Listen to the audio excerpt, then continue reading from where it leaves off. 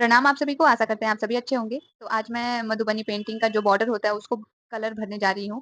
ये जो बॉर्डर आपको दिख रहा है ये मैंने इसी चैनल पे अपलोड कर रखा है। अगर आपको सीखना है या फिर देखना है तो आप जाके चैनल पे विज़िट कर सकते हैं। बिल्कुल ईज़ी वे में मैंने सिखाया है और बिगिनर्स के लिए बिना निब से बिल्कुल आपके पास एक पेन हो या फिर पेंसिल हो तो आप उससे बना सकते हैं। और मैंने बिगिनर्स को ध्यान में रखते हुए इस बॉर्डर को बनाया और कलर किया है। क्योंकि क्या होता है जनरली होता ये है कि मधुबनी पेंटिंग में हम नीब का यूज़ करते हैं और नीब चलाना बहुत आसान नहीं होता है। क्योंकि धीरे-धीरे प्रैक्टिस करने से वो नींव चल पाता है अच्छे से एकदम बराबर।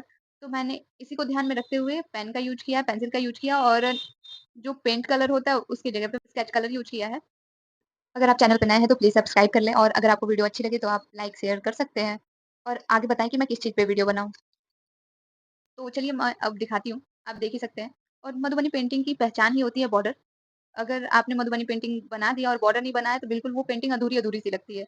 और इसमें अगर आप कहीं भी मधुबनी पेंटिंग देखेंगे तो देखेंगे कि उसमें बहुत डार्क कलर यूज़ किया जाता है, क्योंकि ये प्रकृति को समर्पित होती है और उस समय जब से ये प्रचलन में आया है, जब से ये है, तब से उस टाइम से प्राकृतिक कलर का यूज़ किया जाता था। अभी तो हमें मार्केट में कलर बहुत सारे कलर दिखते हैं, वैराइटीज़ बहुत ज़्यादा दिखती है, पर उस समय प्राकृतिक कलर का यूज़ किया जाता था और बनाया जाता था। जो फूल से बनाते थे, सब पत्ते से बनाते थे और मिट्टी से बनाया करते थे।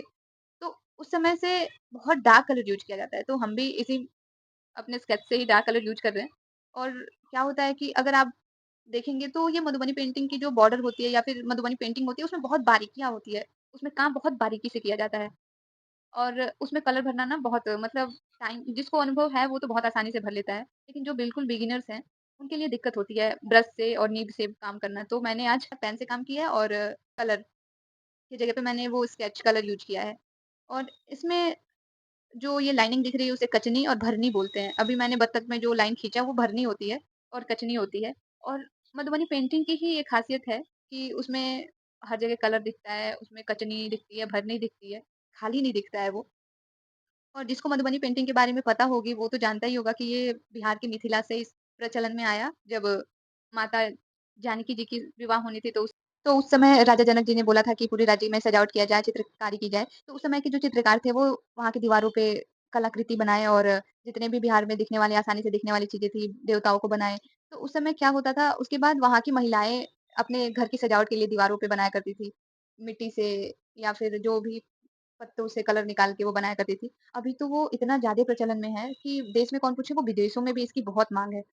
तो ये जो मैंने बॉर्डर जो बनाई है, आप अलग-अलग मधुबनी पेंटिंग में बॉर्डर यूज़ कर सकते हैं। जो आप वहाँ पे कमल का फूल देख रहे हैं, उसको बड़े बॉर्डर के रूप में यूज़ किया जा सकता है या फिर ये जो गोला-गोला दिख रहा है, उसे छोटे बॉर्डर में यूज़ किया जाता है। बतख भी आप बड़े बॉर्डर में यूज़ कर सकते हैं।